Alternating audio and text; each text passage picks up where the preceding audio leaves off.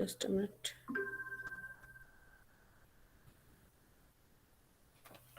Yeah.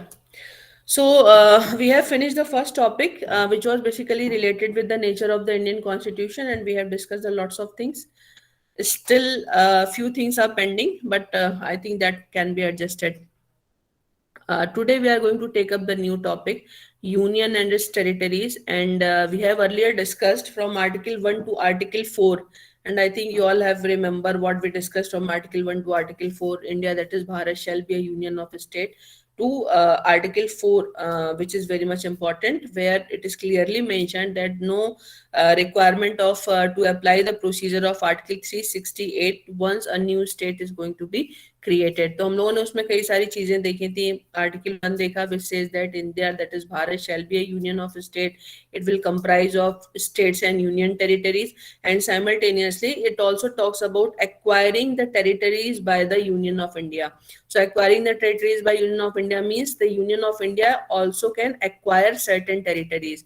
फिर मैंने आप लोगों को बताया था आर्टिकल 2 के बारे में, जिसमें मैंने आपको बताया था कि if the government of India is going to acquire certain territory, then in that circumstances there should be a proper assimilation of that territory in the Union of India.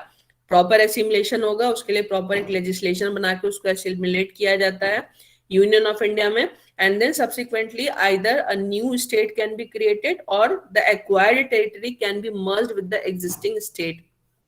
उसको भी वो डिसाइड किया जाता है कि उसको कहाँ जाना है. That will be decided by the parliament. फिर मैंने आपको बताया था कि how basically article 3 deals with the internal adjustment of the territories where the new states can be created, the area of the state can be increased, the area of the existing states can be diminished, and simultaneously the name of any state can also be changed. और उसको भी मैंने आपको बताया था that the procedure of the same has been provided within the article 3 itself.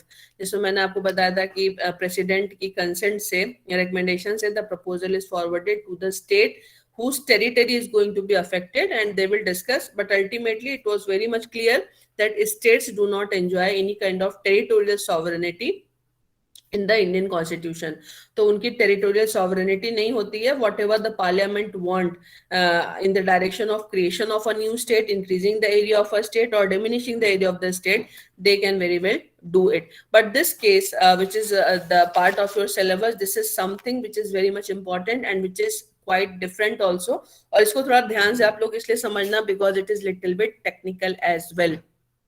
इसमें आपको क्या समझने की जरूरत है कि in re Berubari union and exchange of enclaves, the citation of this case is, I am just going to mention the citation, AIR 1960 SC 845, AIR 1960 SC 845. इसमें इनरी का मतलब क्या होता है? क्या होता है कि as per article 143 of the Indian constitution, Supreme Court of India is the legal advisor of the president. So on any legal issue, the president may seek suggestions from the Supreme Court of India, and according to Article 143, the Supreme Court is bound to give its legal advice to the President. तो President का मतलब होता है basically government होता है. President constitutional matter पे Supreme Court की advice को seek कर सकता है while exercising its constitutional power. Also, I will discuss that what is the difference between the executive power of the President and constitutional power of the President. आगे इसको हम लोग discuss करेंगे. But while exercising its constitutional power, the president may seek advice from the Supreme Court of India. अब यहाँ पे इंदी Berubari union का केस जब आप देखते हैं तो इस केस का फैक्ट जो है वो बहुत इंपॉर्टेंट है, क्योंकि आपने देखा है कि मैंने आपको पहले भी बताया था कि Britain is the country which ruled over many countries and they created their colonies across the globe. अलग अलग जगहों पे इन्होंने अपनी अपनी कॉलोनी बनाया. और इनकी खास बात क्या थी कि जिन कंट्रीज को इन्होंने आजाद किया उनको कभी पीसफुल छोड़ करके नहीं गए. In most of the countries they have created territorial disputes. और इनके जो कर्मों का परिणाम है वो ये है कि आज भी आप देखिए पूरा का पूरा आपका अफ्रीका डिस्टर्ब्ड है, इंडिया पाकिस्तान डिस्टर्ब्ड है, और पाकिस्तान और अफगानिस्तान का भी आप देख रहे हैं डूरंड लाइन को लेकर के डिस्प्यूट चल रहा है, जहां पे अफगानिस्तान कहता है कि हम Durand means Taliban government which is Taliban who are in the power in Afghanistan, they are saying that we do not respect this Durand line. Pakistan कहता है कि आप मानो, वो कहते हैं हम नहीं मानेंगे, और उसको देख करके आपने देखा होगा कि शुरू में there was a lots of happiness on the part of the Pakistan because Talibanis are there, but very recently the clashes are going on between the army of both the countries, especially regarding the demarcation of Durand line. Balochistan को लेकर के dispute है, वो कहते हैं कि बलूचिस्तान के कुछ हिस्से पे हमारा भी कब्जा है, but basically there is a territorial dispute between Afghanistan and Pakistan regarding the Durand line. And similarly, India is also, continuously there are lots of dispute between India and Pakistan. And here again, in this case, we are going to discuss a dispute which is basically related with Berubari Union. आपको पता है कि when India was divided in 1947, तो India का जो division हुआ था that was primarily based upon the population. तो पॉपुलेशन में इसको अगर जब आप हिस्ट्री में जाते हो, इसलिए मैं कहती हूँ आपसे कि हिस्ट्री बहुत इंपॉर्टेंट होती है, तो इसमें आपको एक चीज देखने को मिलती है कि आफ्टर द म्यूटिनी ऑफ 1857, जब ब्रिटिशर्स यहाँ आए थे तो उनके पास कुछ भी नहीं था. और इसीलिए आप एक चीज बहुत ध्यान से अगर आप एनालाइज करो, जो कि हम एनालाइज नहीं करते हैं, तो फॉल ऑफ इंडिया जब हुआ है तभी आपका राइज ऑफ वेस्ट हुआ है. जब तक इंडिया अपने टॉप पे था, कभी भी वेस्ट, चाहे वो आपका एजुकेशनल, चाहे आपकी ऑक्सफोर्ड हो, हार्वर्ड हो, साइंटिफिक जितने भी आपके जितनी भी खोजें हुई हैं, वो न्यूटन हो, वो आइंस्टीन हो, वो मैक्स प्लांक हो, जितने भी आप देखोगे ये आपकी 1700 या उसके बाद आती हैं. 1800 में, यानी 18वीं शताब्दी, 19वीं शताब्दी और 20वीं शताब्दी में आपको ज्यादा इन्वेंशंस आपकी मिलती हैं. और ये वो टाइम था जब इंडिया का फॉल लगभग हो चुका था. तो ये एक बहुत शोध का विषय है कि इंडिया जब तक अपने पीक पे था नॉलेज के, तब तक इन कंट्रीज में कभी भी वो चीज क्यों नहीं दिखाई पड़ी जो इंडिया के फॉल के बाद दिखाई पड़ी. और इसीलिए मैंने आपको बोला था कि अगर आप दुनिया में किसी भी बड़े साइंटिस्ट थिंकर को पढ़ोगे, then they have acknowledged the contribution of India, because India से ये नॉलेज, और इसमें दारा शिकोह का मैंने आपको बताया था कि he played a very important role.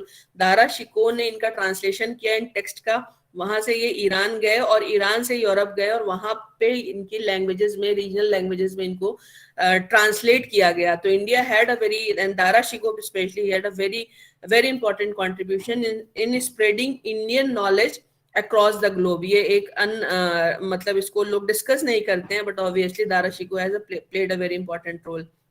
यहाँ पे इंपॉर्टेंट चीज मैंने आपको एक और जो जानने की है वो ये है कि 1857 की जो म्यूटिनी हुई, मैंने आपको बताया कि when the Britishers came to India, the financial condition of UK was very very shabby, बहुत पुअर कंडीशन थी. लंदन एक स्लम जैसा था. और अभी तो आपने देखा है कि इंडिया में काफी डिमांड हो रही है कि द 45 ट्रिलियन डॉलर जो आप हमारा लेके गए हो थ्रू द डायरेक्ट और इनडायरेक्ट टैक्सेस, या जहाँ जो उनका कोहिनूर है हमारे पास, या जितना उन्होंने हमें फाइनेंशियली एक्सप्लॉइट किया, अब उन्हें हमें कंपनसेट करना चाहिए. बट खैर ऐसा होने वाला नहीं, but obviously the things are, the discussions are going on. तो 1857 की म्यूटिनी का एक जो बड़ा ड्रॉबैक था वो ये था कि ब्रिटिशर्स को ये लग गया कि अब लंबे समय तक वो यहाँ पे नहीं रह सकते हैं, और वो चाहते थे कि वो यहाँ ज्यादा से ज्यादा लंबे समय तक रहें, because that was going to serve their economic interest. इसीलिए 1857 की म्यूटिनी, जिसको कि हम लोग कहते हैं फेल थी, actually that was not a complete failure, वो बहुत हद तक सक्सेसफुल रही. तो आप 2-3 चीजें देखोगे. पहला, दे captured Indian education system. The second thing is they captured Indian judicial system. और इसी समय आपके सारे हाई कोर्ट आपकी, सुप्रीम कोर्ट आपकी, और दूसरा आपके सारे जो लेजिस्लेशंस आते हैं, वो आईपीसी हो, वो आपका इंडियन एविडेंस एक्ट हो, कॉन्ट्रैक्ट एक्ट हो, ये सब इसी टाइम आए हैं. सीआरपीसी हो, ये इसी टाइम लेकर के आए आफ्टर द म्यूटिनी ऑफ 1857. और दूसरा एक बड़ा इंपॉर्टेंट इनका जो काम था, जो कि हमें बहुत रियलाइज करना चाहिए, और वो रियलाइजेशन इनका ये था कि they realize that unless and until we are going to divide the people of this country, we can not rule this country for so longer. तो उन्होंने क्या किया, उन्होंने आइडेंटिटीज क्रिएट करी और उसको पुश किया. आइडेंटिटी का रियलाइजेशन बुरा नहीं होता, बट आइडेंटिटी को क्रिएट करके इन्होंने एक दूसरे के खिलाफ लोगों को खड़ा करना शुरू किया. और उसका एक जो आपको ग्लिम्स मिलती है, वो आपको मिलती है when the year 1905 they decided to divide Bengal into East Bengal and West Bengal. East Bengal which was Muslim dominating, and West Bengal which was Hindu dominating.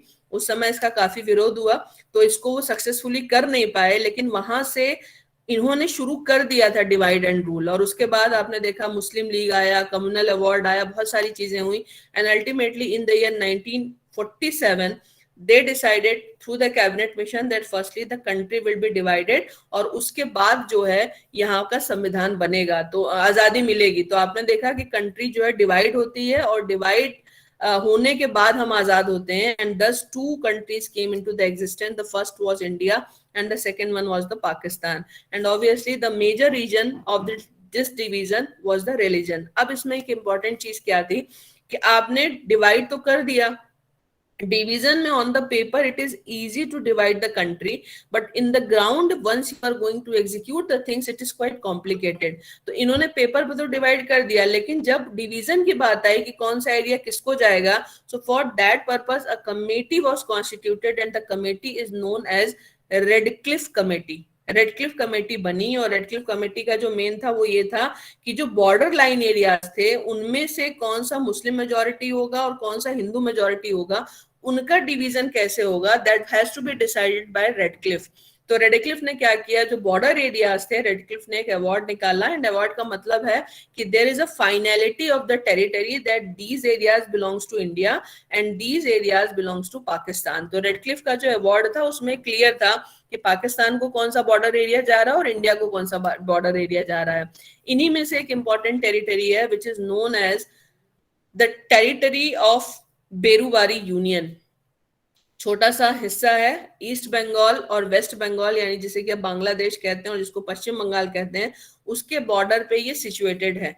East Berubari union की खास बात यह है कि that is a small area but that is a Hindu dominating area.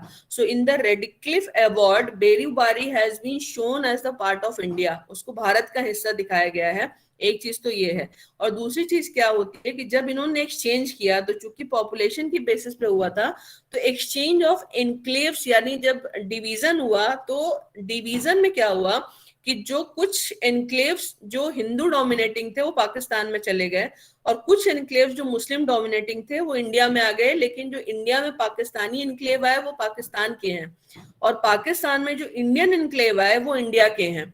but that is creating a lots of administrative difficulty for both the nations। क्यों difficulty create कर रही है? because India cannot access its own enclave without entering in the territory of Pakistan, and similarly Pakistan cannot access their enclaves without entering in the territory of India। तो ये एक जो enclave एक दूसरे की कंट्रीज में चले गए, ये काफी प्रॉब्लम क्रिएट कर रहे थे, they were causing a huge administrative inconvenience।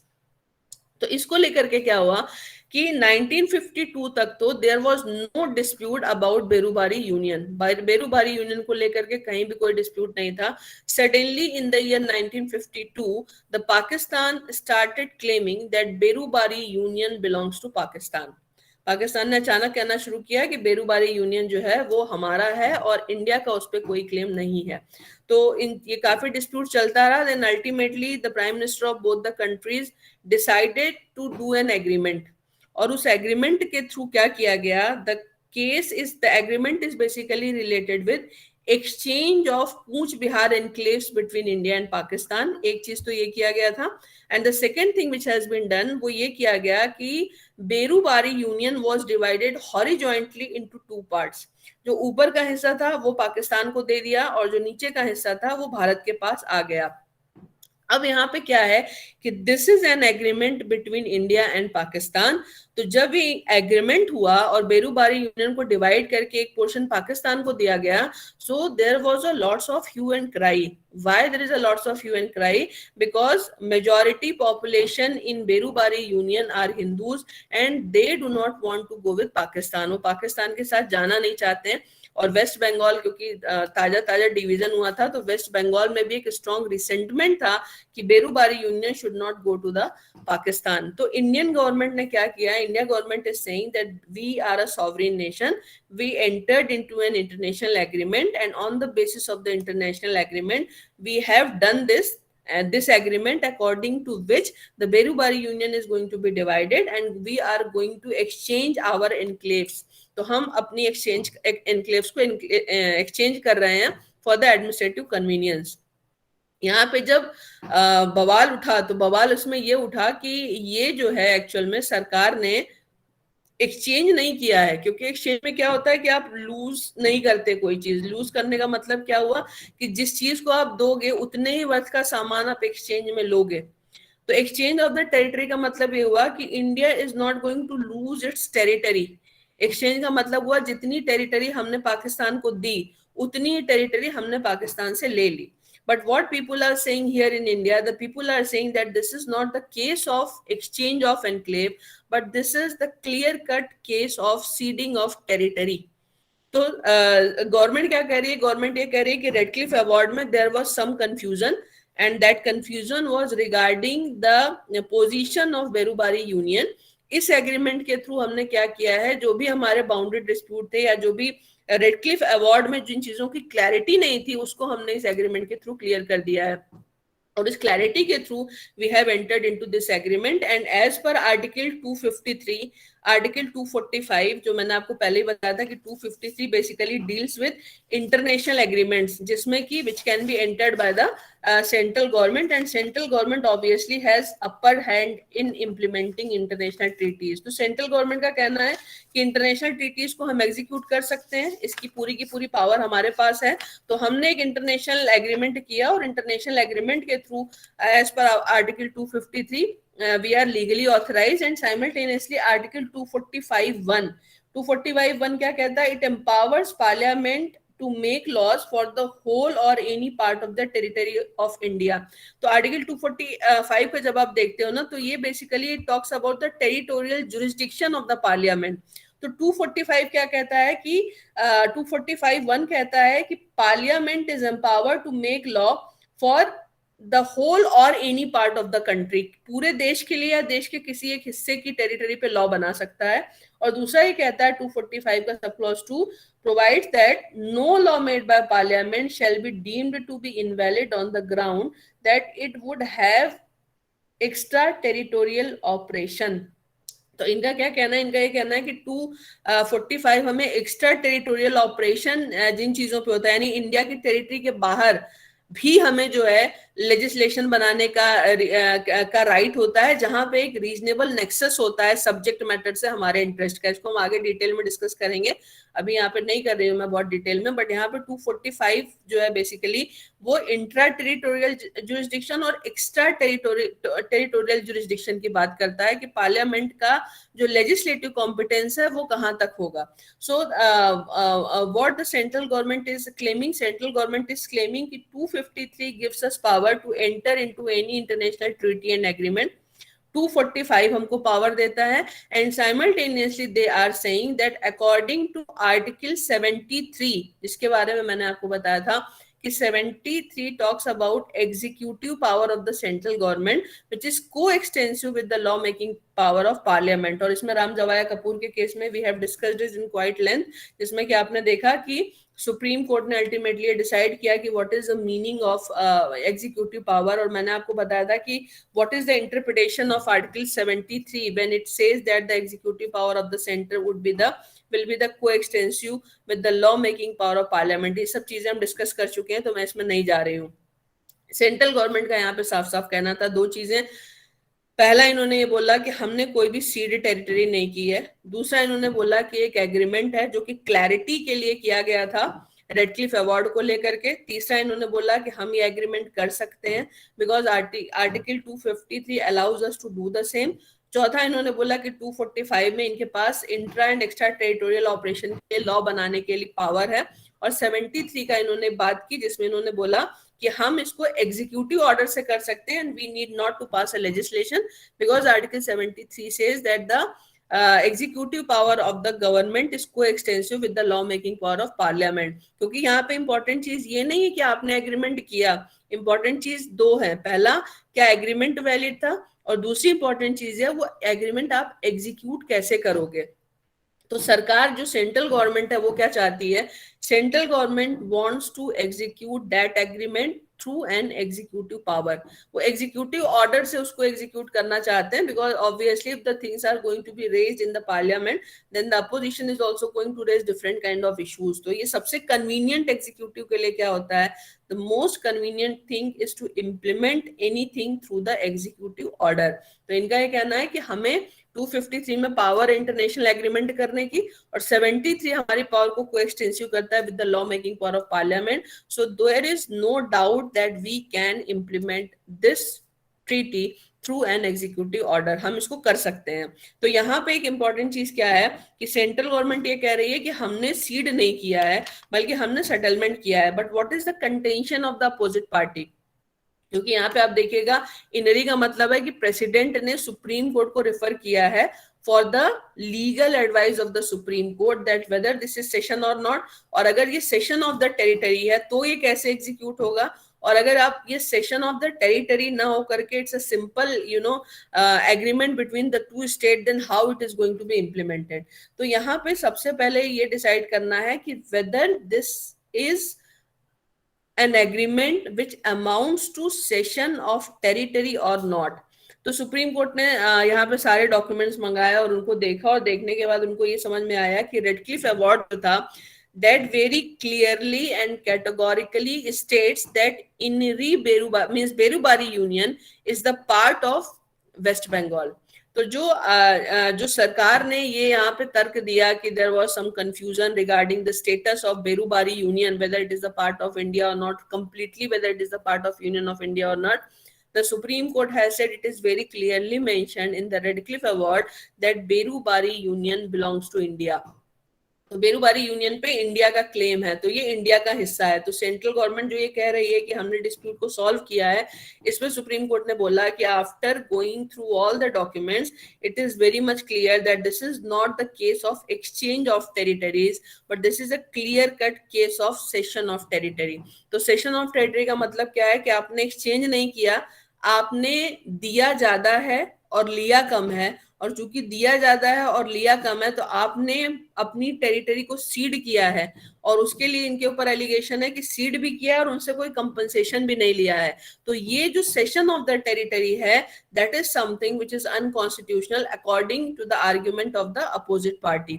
तो अपोजिट पार्टी का ये कहना है कि आप सेशन ऑफ टेरिटरी कर ही नहीं सकते, तो आपने करी कैसे? तो यहाँ पे दो चीजें हैं. द फर्स्ट थिंग इज, पहली चीज तो निगेट हो गई जो ये कह रहे थे कि it was only a boundary settlement and there was no cession of territory. Supreme court ने बोला कि सेशन ऑफ टेरिटरी है. दूसरा सवाल ये होता है कि सेशन ऑफ टेरिटरी आप कर सकते हो कि नहीं कर सकते. अगर कर सकते हो तो संविधान में कहाँ लिखा है कि कर सकते हो, और दूसरी इंपॉर्टेंट बात है अगर करोगे तो कैसे करोगे, अगर कर सकते हो तो यहाँ पे दूसरा इंपॉर्टेंट क्वेश्चन ये है कि आप सेशन ऑफ टेरिटरी कर भी सकते हो कि नहीं कर सकते.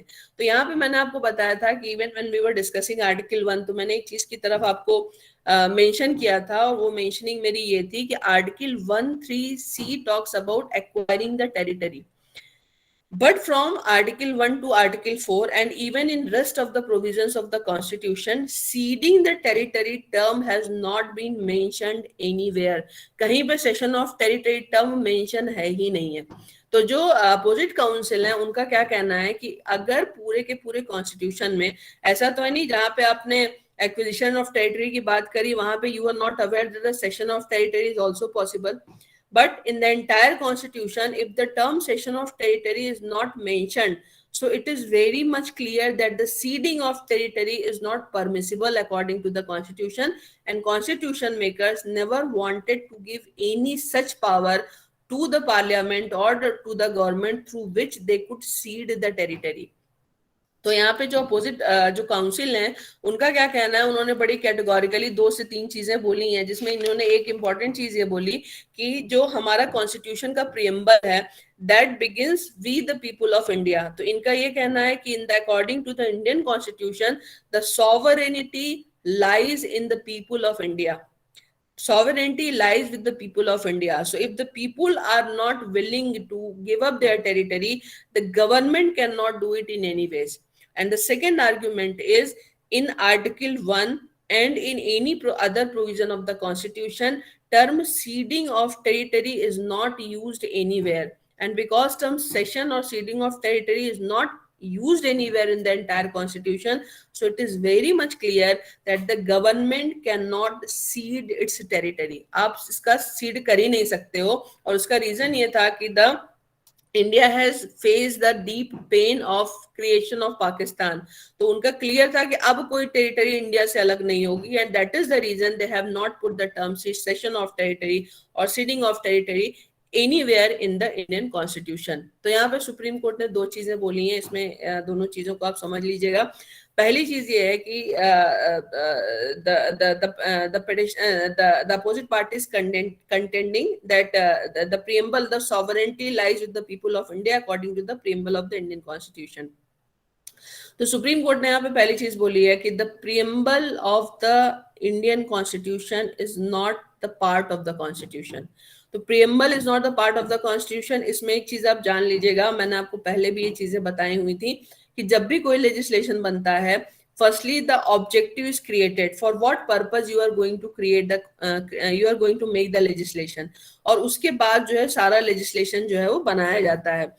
यहाँ पे मतलब पहले ऑब्जेक्टिव आएगा, फिर ऑब्जेक्टिव के अकॉर्डिंग जो है वो प्रोविजंस बनाए जाएंगे। But in the case of Indian constitution the things are completely change कैसे? पूरा कॉन्स्टिट्यूशन बन गया, then the preamble has been created at the end, इसको लास्ट में बनाया गया। और इसीलिए जब आप कॉन्स्टिट्यूएंट असेंबली डिबेट पढ़ते हैं तो उसमें कुछ लोगों का आर्ग्यूमेंट भी था कि जब हमने सब कुछ बना के प्रियम्बल को बनाया तो फिर प्रियम्बल बनाने का क्या मतलब रह गया। एक आर्ग्यूमेंट ये था। और दूसरी इंपॉर्टेंट चीज इसमें ये थी कि प्रियम्बल में मेकिंग के दौरान जब आप देखते हो तो there was a lots of discussion about the terms which should be used in the preamble of the Indian constitution. जैसे कि क्या ये वी द पीपुल से शुरू होना चाहिए, कुछ ने बोला कि गांधी जी के नाम से शुरू होना चाहिए, कुछ ने बोला भागवत गीता से होना चाहिए, कुछ ने बोला in the name of the God होना चाहिए। So there were so many suggestions which were given by the members of the Constituent Assembly that in what way the preamble of the Constitution should begin. So ultimately it was unanimously decided that the starting line should be we the people of India. तो we the people of India, और इसमें भी decide किया गया कि जो sovereignty है ये लोगों में लाई करेगी, means the will of the people is very much important.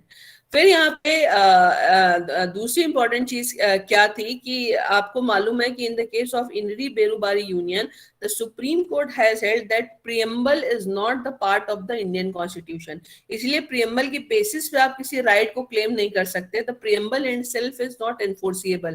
तो यहाँ पे इन्होंने क्या बोला कि preamble is not the part of the Indian constitution, but remember in the case of Keshwanand Bharati, the Supreme Court has admitted that preamble is the part of the Indian Constitution. तो दोनों में कैसे difference आ गया इसको भी आप देखिएगा। In the case of Inri Berubari Union, the Supreme Court did not notice that like rest of the provision of the Indian Constitution, preamble was also adopted by the Constituent Assembly. इसको notice नहीं किया गया था कि rest of the provision की तरह preamble को भी कॉन्स्टिट्यूएंट असेंबली ने अडॉप्ट किया है। जबकि केशवानंद भारती के केस में this thing was came into the knowledge of the supreme court like rest of the provision the preamble is also adopted by the constituent assembly. तो यहाँ पे चूंकि ये चीज नॉलेज में नहीं है तो सुप्रीम कोर्ट ने बोला कि preamble is not the part of the Indian constitution. Keshavananda Bharati के केस में जब ये चीज नॉलेज में आई then the supreme court accepted that preamble is the part of the Indian constitution. But obviously इन्होंने बोला कि because the preamble is not the part of the Indian constitution so where sovereignty lies it doesn't matter. The Supreme Court has said in this case that because India is the part of the international community, so as a nation it is also going to be governed by the principles of the international law. और principle of international law में international law का एक clear cut principal है कि any sovereign nation not only can acquire territory but they can also cede the territory in the favor of some other nation. तो उन्होंने बोला कि international law का एक सिद्धांत है कि आप एक सॉवरेन नेशन होने के कारण अगर किसी टेरिटरी को आप एक्वायर कर सकते हो तो उसी तरीके से आप किसी टेरिटरी को आप सीड भी कर सकते हो। और इसीलिए जो है इंडियन कॉन्स्टिट्यूशन में एक्वायर की बात तो की गई है, एक्विजिशन ऑफ टेरिटरी की बात तो की गई है, बट सेशन ऑफ टेरिटरी की बात नहीं की गई है। तब भी it is implied that being the sovereign nation the Union of India may cede its territory in the favor of any other nation. तो यहाँ पे इन्होंने ओपेनहाइम के इंटरनेशनल लॉ को डिस्कस किया है जिसमें कि ओपेनहाइम ने बोला था कि ये कैरेक्टरिस्टिक होता है किसी भी सॉवरेन नेशन का कि वो टेरिटरी को एक्वायर भी कर सकता है और टेरिटरी को सीड भी कर सकता है irrespective of the fact that what the people of that particular territory wants. Obviously, they can show their happiness, they can also show their anger, but ultimately, this is the decision which is taken between the two countries, that what would be the fate of the particular people whose area is going to be exchanged or whose area is going to be ceded in the favor of some other nation. तो international law का part होने के कारण भारत भी being a sovereign nation ये session of the territory कर सकता है. तो एक चीज क्लियर हो गई, दो चीजें क्लियर हुई. पहली चीज क्लियर ये हुई कि जो सरकार बोल रही थी कि ये एक्सचेंज है, सेशन नहीं है, this is clear that it is a session of territory. दूसरी चीज ये इशू उठाया गया कि the term cession of territory is not used anywhere in the Indian constitution. The Supreme Court has said that because India is a sovereign nation and being the part of the international community as a sovereign country, if it can acquire territory, then simultaneously it can also cede its territory in the favor of some other country. तो session हो सकता है. अब दूसरा यहाँ पे सवाल उठता है,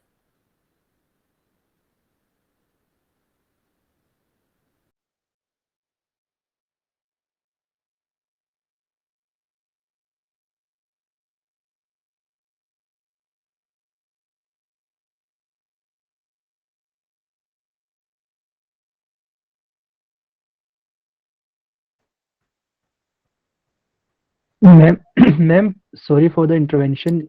Perhaps your network is not stable today. हाँ हाँ मेरा नेटवर्क चला गया. कहाँ तक सुना तुम लोगों ने? मैंने ध्यान नहीं दिया. यहाँ तक तो सुना था ना कि two things are very much clear. The first thing, it is a case of cession, and the second thing is being the sovereign nation, the country can cede its territory. यहाँ तक तो सुनाई दिया था. Yes, ma'am. Yes, Yes, ma'am. ma'am. International Okay. principle. ठीक है. अब दूसरा इसमें सवाल ये उठता है ना कि फिर सेशन ऑफ टेरिटरी आप कैसे करोगे? तो कैसे करो में दो चीजें होती हैं. दो, पहली चीज तो ये है कि जब कॉन्स्टिट्यूशन ही साइलेंट है and there is no express provision regarding the cession of territory, तो कैसे करोगे? ये तो लिखा ही नहीं होगा. तो अब जब सुप्रीम कोर्ट ने ये डिसाइड कर दिया कि सेशन कर सकते हो, तो फिर सुप्रीम कोर्ट ये भी डिसाइड करेगा कि सेशन कैसे किया जाएगा. तो इसमें दो चीजें हैं. जब सेंट्रल गवर्नमेंट को ये समझ में आ गया कि भाई ये तो सेशन की कैटेगरी में चला गया है, then they have change their arguments. And how they are going to change their argument? They are going to change their argument in this way, that they are saying that Article 3 permits them. Article 3 permits them to cede the territory in the favor of some other nation. तो अब यहाँ पे क्या है कि आप कह रहे हो कि आर्टिकल 3 आपको राइट देता है. मैंने आपको पहले भी बताया था कि जब आप आर्टिकल 3 पढ़ते हो तो आर्टिकल 3 में what is the claim, how the centre is going to claim it. Center is claiming that Article 3 also talks about diminishing the area of a particular state. तो diminishing of area कैसे होगा? Either you are going to create a new state from the territory of the existing state. तो पूरे देश का area तो same रहेगा लेकिन उस स्टेट का एरिया घट जाएगा. दूसरा, गवर्नमेंट का क्या कहना है कि diminishing the area of state can also be done through the seeding of the territory, कि हम अपने किसी स्टेट के पोर्शन को काट करके उसको किसी और को दे दें. ये भी जो है ये diminishing the area of the state होगा. और आर्टिकल 3 जो है that permits it for us. So obviously under article 1 session of territory is not mentioned. Article 3 is talking about diminishing the area of the state, and the center is claiming that this diminishing of area also includes cession of territory. पर यहाँ पे एक technical point है जिसको supreme court ने उठाया.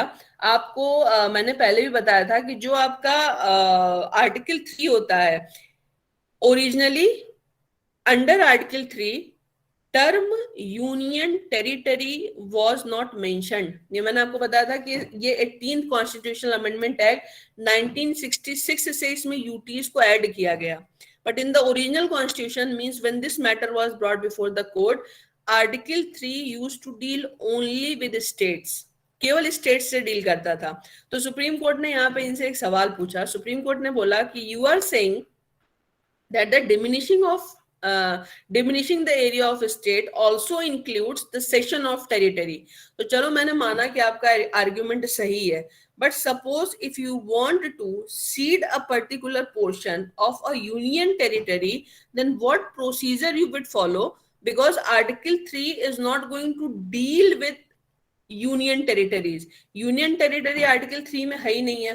तो article 3 में अगर यूनियन टेरिटरी मेंशन्ड नहीं है and suppose one day you want to cede one portion और entire union territory in the favor of some other country, then how basically you are going to do it?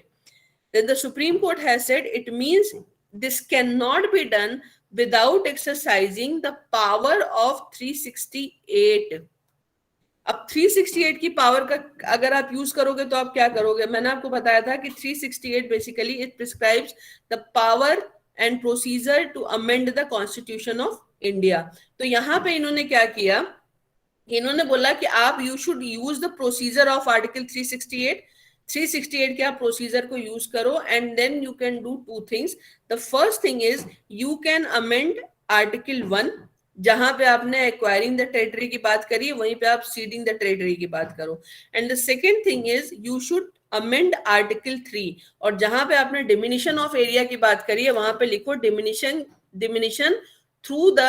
through ceding the territory of the state, because it is not possible कि for the cession of territory in the case of UT you will use the power of article 368, while in the case of cession of territory of the state there is no need to use the power and procedure of article 368.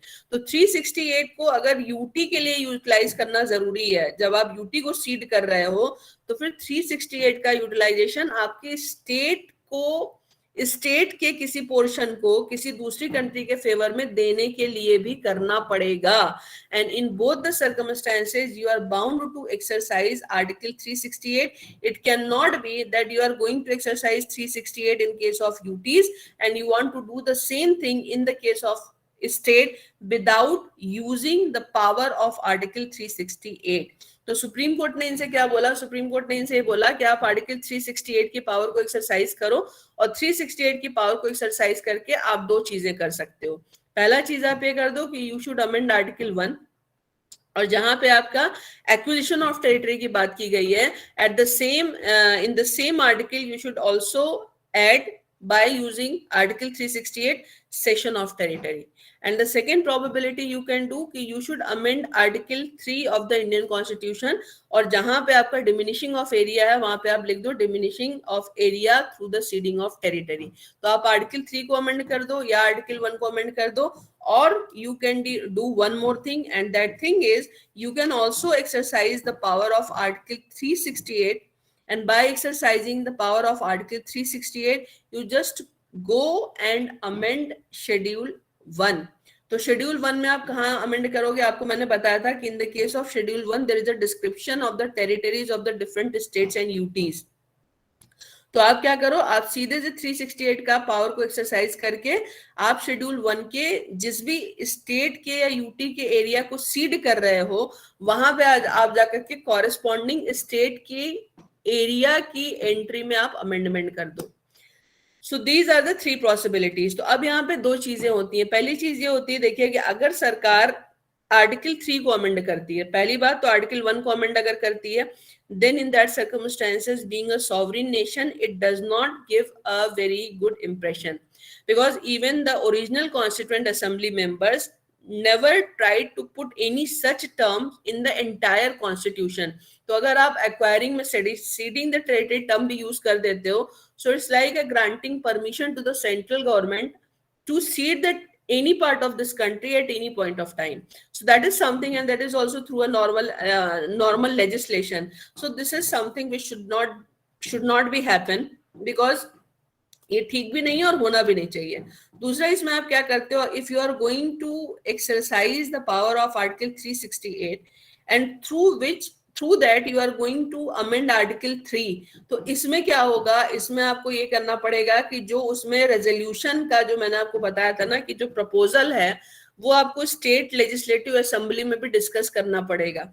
Whether the state assembly is agree or not, that is altogether a different thing. But Article 3 talks about the procedural requirement, which says that once the parliament or the union government has decided to create a new state or to diminish the area of a particular state, that should be discussed in the legislative assembly of the affecting state.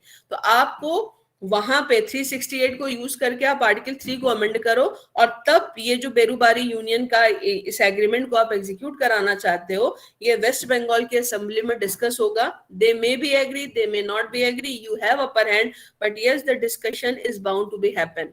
तो यहाँ पे एक दूसरी चीज क्या होती है ना, कि जब अगर already the people of West Bengal, they are not in the support of session of dividing Berubari Union into two parts and giving half of the portion to the state of Pakistan. वैसे उसका विरोध हो रहा है. तो they are very much aware that what is going to happen in the state of West Bengal once the things are going to be discussed on the floor of the house. So the third possibility which the Supreme Court has said, you can use the power of Article 368 and you amend the corresponding entry of Schedule 1. वहां पे जाकर के आप इसको amend कर दो. क्योंकि इसमें एक चीज आप याद रखिएगा, मैंने आपको बताया था कि once you read Article 368 there is also a proviso. तो प्रोविजो में जब आप जाते हो ना, तो प्रोविजो क्या होता है, प्रोविजो में क्या होता है कि प्रोविजो की किसी एंट्री को अगर आपको अमेंड करना है ना, then that amendment not only should be passed by both the houses of parliament, but it should also be ratified at least by half of the state legislative assemblies. लेकिन ये सिर्फ तभी होता है जबकि जो प्रोविजो में एंट्री दी गई है उनको पार्लियामेंट अमेंड करना चाहती है. For the rest of the things, the amendment should be passed by a 2/3 majority of present and voting. तो जब आप प्रोविजो 368 का पढ़ते हो ना, तो उसमें आपका आर्टिकल 1, 2, 3, 4 ही नहीं आता है. और अगर नहीं आता है तो इसका मतलब क्या है कि it should not be ratified. There is no requirement that it should be ratified by half of the state legislative assembly. It means if both the houses of parliament are going to pass this proposal, then the constitution is amended. तो यहाँ पे चूंकि proviso में नहीं जाता है, तो parliament के दोनों हाउस अगर इस प्रपोजल को पास कर देते हैं जो कि सेशन ऑफ द टेरिटरी से रिलेटेड है, एंड कॉरेस्पॉन्डिंग एंट्री में जाकर के शेड्यूल 1 का अगर अमेंड कर देते हैं, तो that is a perfectly valid thing. तो यहाँ पे सुप्रीम कोर्ट ने तीनों रास्ते इनको बताए. तो आपने देखा, आप आर्टिकल 1 अमेंड कर दो, आप 3 अमेंड कर दो, 368 का एक्सरसाइज के पावर को आप एक्सरसाइज करके आप शेड्यूल 1 को अमेंड कर दो. तो यहाँ पे आप देखोगे Article 1 has not been amended, Article 3 has not been amended, and then too, this agreement was executed. So how it was executed? The government has exercised the power, the parliament has exercised the power of Article 368, and by exercising the power of Article 368, they have amended the corresponding entry of Schedule 1, which is dealing with the territorial description of state of West Bengal. तो article 3 को amend नहीं किया, article 1 को amend नहीं किया. सरकार ने क्या किया, पार्लियामेंट के दोनों हाउसेस से 2/3 मेजोरिटी से शेड्यूल 1 में वेस्ट बंगाल की एंट्री को अमेंड किया, और वहां से इस एग्रीमेंट को इन्होंने एग्जीक्यूट करवाया है. उसके बाद जब मिसेस गांधी आई तो उन्होंने क्या किया कि जब बांग्लादेश बनाया तो बेरूबारी यूनियन जो है again that became the part of the territory of India. तो ये जो आपको मैंने यहाँ पे बताया, वो मैंने आपका इंपॉर्टेंट चीज आपकी जानने वाली ये है कि this agreement was executed through 9th constitutional amendment act by exercising the power of 368, and in that way Indri Berubari Union case was decided and this agreement was executed. तो अब एक चीज क्लियर हो गई कि सेशन ऑफ टेरिटरी को लेकर के, क्योंकि article 1 has not been amended, article 3 the Supreme Court has repeated here again that article 3 exclusively deals with internal adjustment of the territory of the states. तो ये internal adjustment से related है, ये session of the territory की बात नहीं करता. unless and until the parliament is going to exercise its power given to them under article 368 and going to amend article 3. तो 3 में अमेंडेड है नहीं, सेशन वहां पे नहीं आता है, तो सिर्फ इंटरनल एडजस्टमेंट की बात करता है. इसीलिए अभी तक जो भी आपके टेरिटोरियल में जो सेशन टेरिटरीज में जो भी सेशन ऑफ द टेरिटरी हुई है, जैसे हमने इंडी बेरुबारी यूनियन का केस देखा, इसमें 368 की पावर को एक्सरसाइज करके शेड्यूल 1 की कॉरेस्पॉन्डिंग स्टेट एंट्री को अमेंड किया गया है. For the sake of that you can take the example of recent exchange of enclaves between exchange of territories between India and Bangladesh. आपको पता है कि अभी ये हाल में हुआ है 2015 में through the 100th constitutional amendment act. Amendment संविधान संशोधन के थ्रू इसको एग्जीक्यूट किया गया, और एग्जीक्यूट करने में क्या हुआ है, इंडिया ने बांग्लादेश को 111 एनक्लेव दिए हैं और बांग्लादेश ने इंडिया को 51 एनक्लेव्स दिए हैं. So we have given them 111 enclaves, they have given us 51 enclaves. और इसमें जब आप टोटल एरिया को कंपेयर करते हो तो आपको पता चलता है कि इंडिया ने 10,000 एकड़ लैंड बांग्लादेश को एक्स्ट्रा दी है. तो सीडिंग ऑफ द टेरिटरी कितनी है, 10,000 एकड़ लैंड की है. But what why it has been done, for the sake of the administrative convenience. तो ये जो आपका संविधान संशोधन है, इसको करके ऑल दोज, क्योंकि इसमें जो आपकी 7 सिस्टर्स हैं उसमें कई स्टेट्स की टेरिटरी अफेक्टेड हो रही थी. So basically what government has done through 100 amendment act, they have amended Schedule 1 of the Indian Constitution and corresponding entries of all those states whose territory is going to be affected.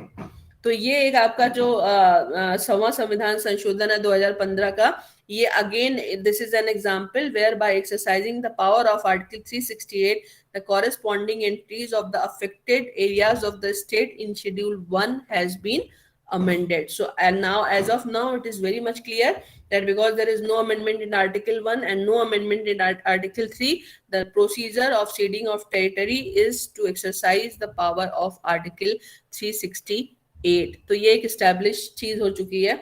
एक और case आपका, एक और issue आपका उठाया गया था कि इंडिया ने बांग्लादेश को 3 बीघा जमीन परपीचुअल लीज पे दी थी. So in the case of Union of India versus Sukumar Sen Gupta, this issue was again raised that this perpetual lease can be given only through the constitutional amendment. तो यहाँ पे supreme court ने बोला है कि perpetual lease does not amount to ceding of that territory in the favor of state of Bangladesh. तो perpetual lease जो है, चूंकि वो ceding of territory के परव्यू में नहीं आती है, तो for that purpose there is no need to amend the constitution of India. तो कॉन्स्टिट्यूशन को अमेंड करने की कोई जरूरत नहीं है, आर्टिकल 368 की कोई जरूरत नहीं है, क्योंकि परपीचुअल लीज में और सेशन ऑफ टेरिटरी में अंतर होता है. एक और चीज इसमें आरसी पोडियाल का केस दिया हुआ है. आरसी पोडियाल के केस में सिक्किम को इंक्लूड किया गया था 36 कॉन्स्टिट्यूशनल अमेंडमेंट एक्ट 1975 के थ्रू. वहां पे सिक्किम के जो लोग थे वो इंडिया के साथ आना चाहते थे, लेकिन वहां का जो राजा था वो नहीं चाहता था इंडिया के साथ आना. तो वहां पे मिसेस गांधी ने इंडियन ट्रूप्स उतारे थे, और ट्रूप्स को उतार करके जो किंग था वहां का उसको कैप्चर इन द सेंस कि हाउस अरेस्ट किया गया था. और फिर वहां पे एक रेफरेंडम कराया गया and the people of Sikkim have voted in the favour of India कि they want to remain with India. तो इंडिया का जब उन्होंने रेफरेंडम दे दिया कि हम इंडिया के साथ रहना चाहते हैं, तो फिर एक आर्टिकल 13C अप्लाई हुआ, इंडिया ने एक्वायर किया, और एक्वायर करने के बाद by exercising the power of article 2 the government has passed a legislation, और लेजिस्लेशन को पास करके प्रॉपर एसिमुलेशन जो है वो सिक्किम का किया गया था. और एसिमुलेशन को जब सिक्किम को एसिमुलेट किया गया, then correspondingly schedule 1 of the Indian constitution was also amended, क्योंकि वहां पे आपका एक नया स्टेट एग्जिस्टेंस में आया जिसका नाम था सिक्किम. तो ये था 36 कॉन्स्टिट्यूशनल अमेंडमेंट एक्ट 1975. तो इसमें बेसिकली ये डिस्कस किया गया था कि how under article 2 parliament has power to admit into the union or establish new state on such terms and condition as it thinks fit. इसको मैंने काफी आपका डिटेल में डिस्कस किया था कि 1 में जिसको आप एक्वायर करते हो उसको 2 में लेजिस्लेशन के थ्रू एसिमुलेट करते हो, और ये आप डिसाइड करते हो कि उसको आप एक अलग स्टेट का स्टेटस दोगे या किसी एग्जिस्टिंग स्टेट की टेरिटरी में मर्ज करोगे. So that was the case of RC Poudyal versus Union of India. और एक और केस आपके इसमें दिया हुआ है Ramkishore Sen versus Union of India का. इस केस में ये दिखाया गया था कि जो बेरुबारी यूनियन पे जो सुप्रीम कोर्ट का जजमेंट आया है वहां पे लोगों की सिटीजनशिप चली गई है, और प्रॉपर्टी जो इंडिया ने ज्यादा लैंड दी है बांग्लादेश को, मतलब पाकिस्तान को, उसके बदले में कोई मॉनेटरी कंपनसेशन नहीं मिला है। तो इनका ये कहना था कि द बेरूबारी यूनियन जजमेंट जो है, there is not very clear and there is some confusion, so the confusion should be removed by the supreme Court. But here Justice Gajendra Gadkar, उन्होंने बोला कि there is no confusion regarding the interpretation in Indri Berubari union case, and the things are very much clear, and because of that this petition which was filed by Mr. Ram Kishore Sen in the case of Ram Kishore Sen versus Union of India, it was dismissed by the supreme court. तो supreme court ने बोला कि हमारा जो judgement है इंडी Berubari union के case में, ये बिल्कुल क्लियर है और इसमें कहीं भी किसी भी तरीके की कंफ्यूजन नहीं है। So on the basis of this in re Berubari union and exchange of enclaves, two things are very much clear. The first thing is, being a sovereign nation, India can cede its territory, and the second important thing is the ceding of territory is not possible without exercising the power of Article 368। तो constitutional amendment के through he session of territory किया जा सकता है। So that is all about topic 2। ये थोड़ा सा technical है, तो एक बार इसको पढ़ लीजिएगा, क्योंकि आप ऐसे पढ़ते हो तो आपको समझ में नहीं आता कहाँ से क्या चीज अमेंड करने की बात कर रहे हैं। तो इसमें आर्टिकल 1 को अमेंड नहीं किया है, आर्टिकल 3 को अमेंड नहीं किया है, जो पावर एक्सरसाइज करी है वो 368 को यूज करके कॉरेस्पॉन्डिंग एंट्री जो शेड्यूल 1 में है उसको अमेंड किया गया है। So that is all about today's topic 2. If you want to ask any question, then you may ask. 5 minute 10 minute हम लोग डिस्कस कर सकते हैं। Ma'am, addressing which point of